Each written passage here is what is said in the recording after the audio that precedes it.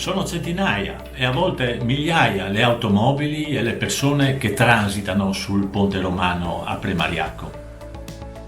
Molti, passando o fermandosi, osservano incantati dal ponte il panorama sul fiume Natisone. Ma quanti hanno visto questi panorami con il fiume in piena? Oggi è stata una di quelle rare volte. Vediamolo insieme.